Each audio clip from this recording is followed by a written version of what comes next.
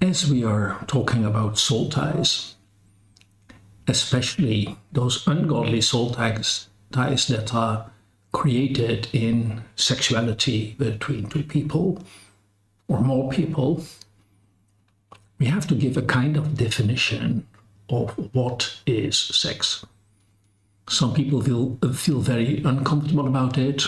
I noticed that very often people feel very uncomfortable in church when the subject is addressed, while at the same time there's so many accidents and so many disasters coming by sexuality, even in church, but people avoid to talk about it. So I will trespass those taboo boundaries and go straight to the subject. What is sexuality?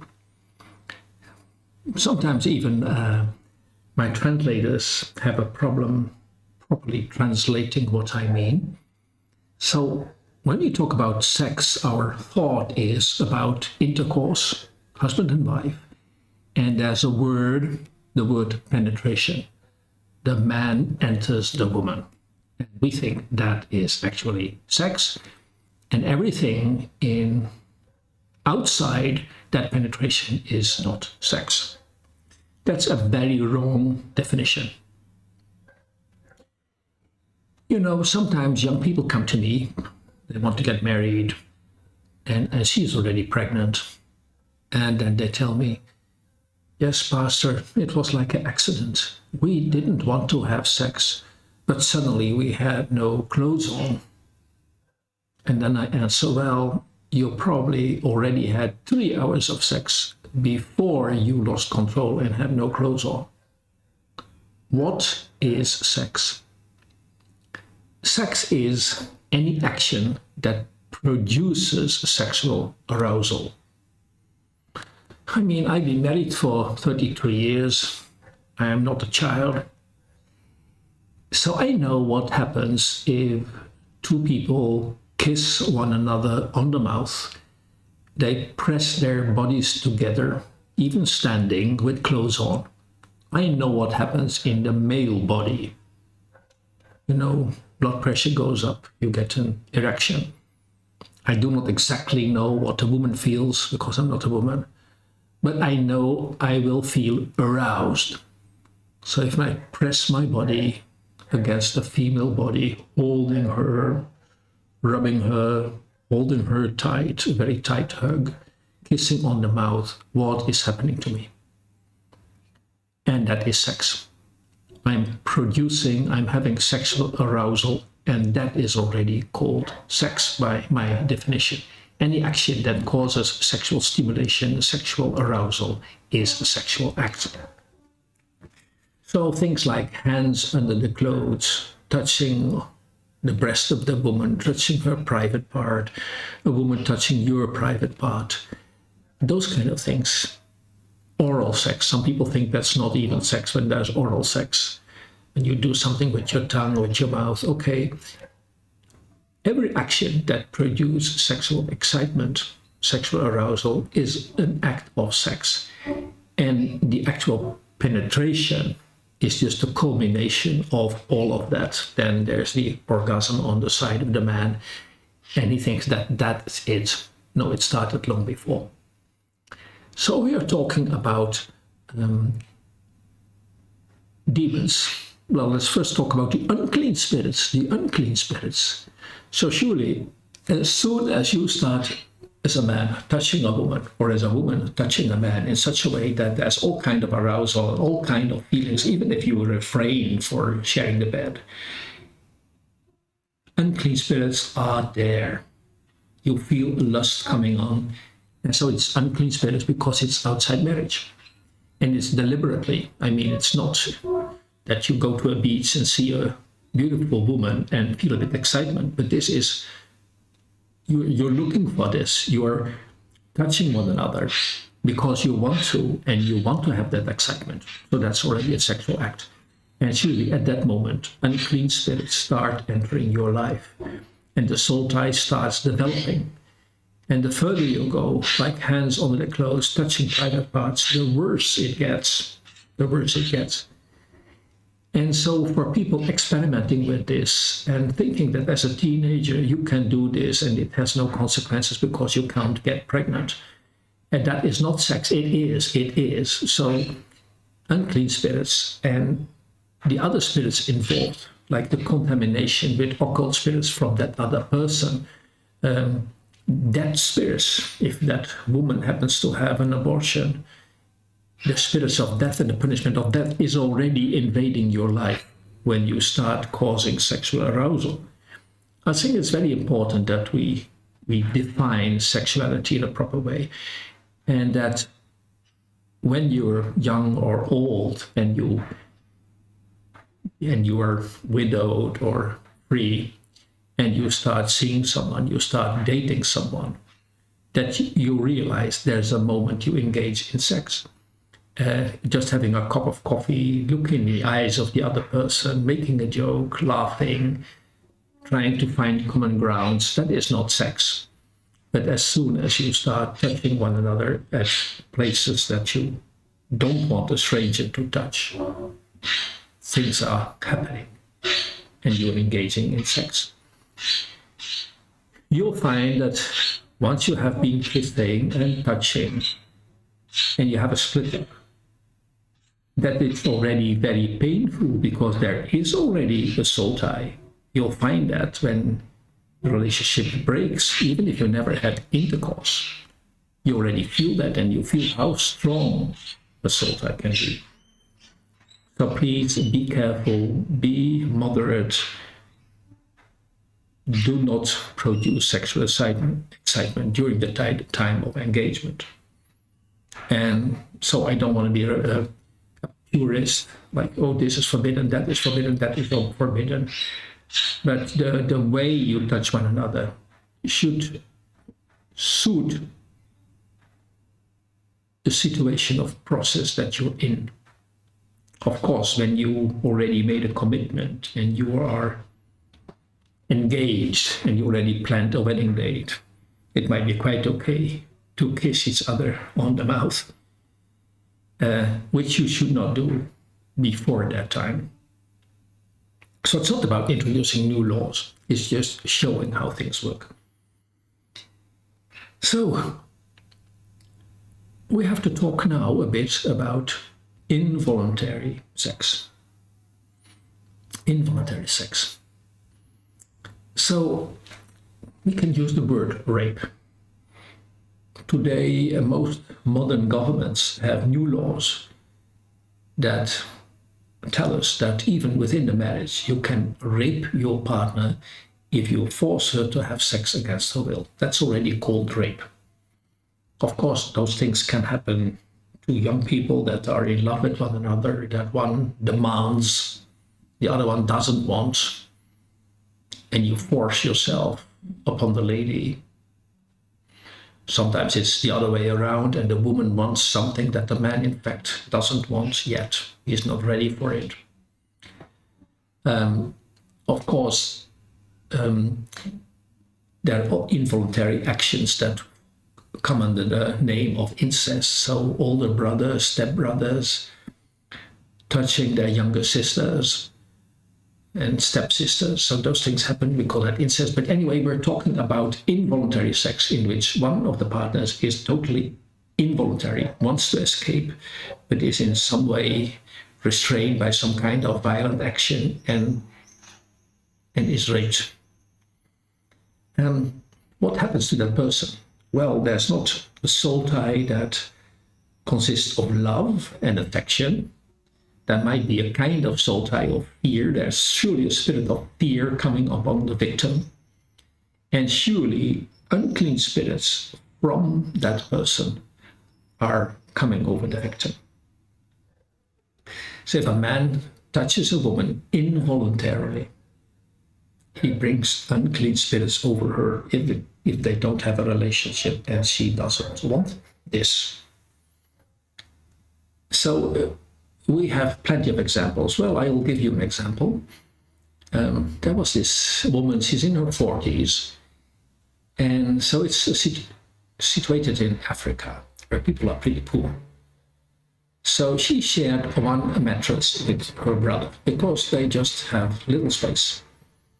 And at that point, she is 6 years old and her older brother is 14. And so during the night, he starts touching his little sister all over. And at some point, it comes to a penetration. And she is only 6. She has no idea what it is all about. It's for her, it's extremely painful. And she doesn't know what is happening to her. But what does happen is that she is infected with unclean spirits. And so her whole sexuality gets confused. And it has a strong effect on her life later. I will explain that. When she is 12, they live in a small village. Everybody knows everybody. She comes in the house of her aunt and uncle. Her aunt is not at home. And her uncle just grabs her and rapes her. She is 12, and he threatens her, if you tell anyone, I will tell some lies about you, and you will be sorry that you told anyone. So she feels very ashamed because by that time she has some idea what sex is about. And so she feels very humiliated by what her uncle did to her, and she has no courage to tell anyone. So at some point, she confesses to one of her aunties what happened, and the auntie is shocked. He says, but we all know that your uncle is HIV positive, so immediately you have to go to the hospital and have a test. And she was lucky because she was tested negative, so she was not infected. She said, but after that, I had the spirit of lust, and I slept with every man that I liked and every man that wanted me. So that's how she identified the result of these rapes. After that, I had the spirit of lust. She was by nature not a promiscuous woman. It was not her intention to live like that. But something had happened to her after her uncle raped her, after the experience with her older brother. Something happened to her. And so her whole sense of sexuality was perverted. And she ended up, let's say, as a prostitute, just sleeping with everyone. And having no conscience about it, no idea that this was wrong. Of course, everything changed when she became a believer. But she needed deliverance. She needed deliverance from that spirit of lust that came on her because of the behavior of other people.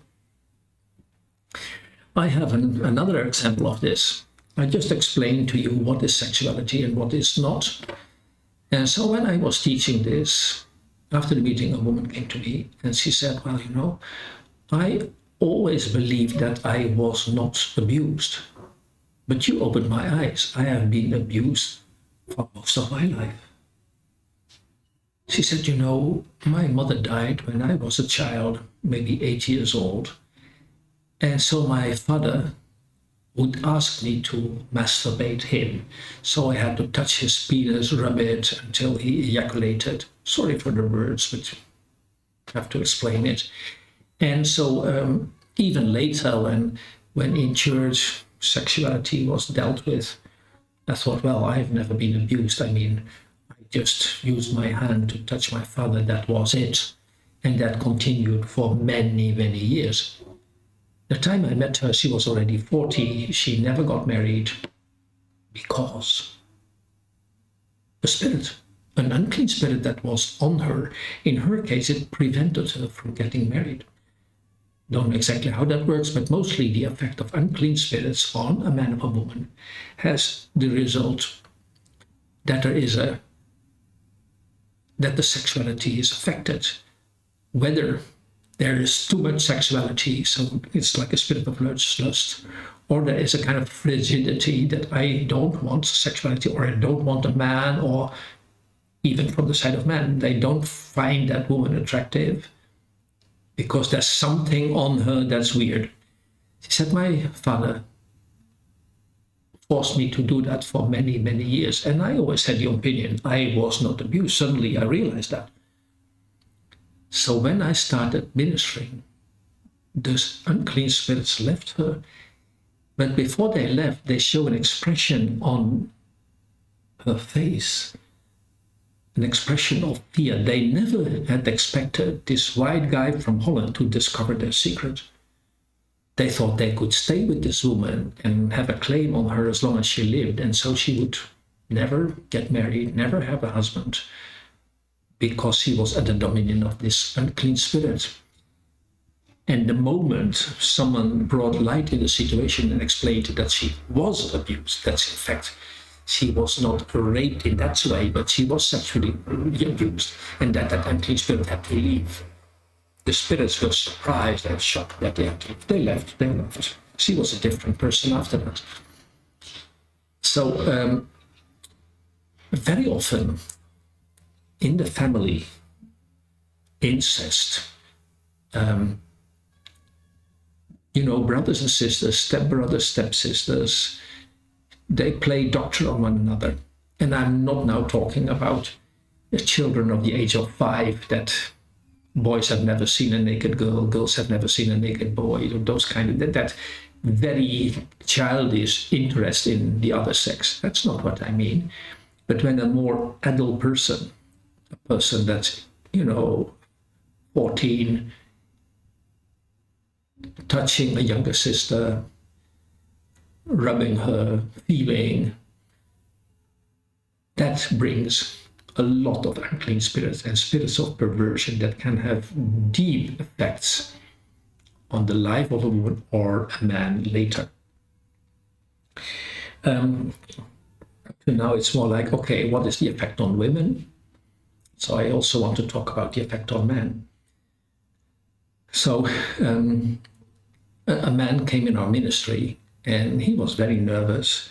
He said, if anyone finds out what is my problem, I'll probably be expelled from my church. And I said, well, our ministry is confidential, so you can speak out. He said, I was 7 years old and my neighbor raped me. There was an anal penetration. And of course, it was painful, but I didn't really know what happened. But the result of that was a complete confusion. So I started doubting myself. Who am I? Am I a heterosexual? Am I a homosexual? What's wrong with me? What's wrong with me that this happened? And he said the strange thing is, and sorry about the details, but once you minister, you will face such situations. He said, I am masturbating, and when I'm masturbating, I'm thinking about man. And at the same time, I'm in love with a woman in our church. So on one hand, I would like to have a wife and marry a woman. And on the other hand, my fantasy goes with man. I said, well, that's what happened to you. A homosexual man raped you with a spirit, an unclean spirit with homosexual characteristics. Well, let's call it a homosexual unclean spirit. He raped you, and that spirit jumped on you, and it perverted your whole sexuality. Of course, it's the best when we could deal with those things at a young age, just after it happened, when we could bring deliverance to children as soon as something happened. That would be better, because if you wait another 20 or 30 or 40 years before someone speaks about it, before someone has the courage to speak about it, that particular unclean spirit that came by rape will have shaped the whole character. It will have grown into the personality and cause that kind of deep changes, perversion, that even casting out that spirit is not enough, and that person surely needs a lot of mentoring, help, and love after that. Amen.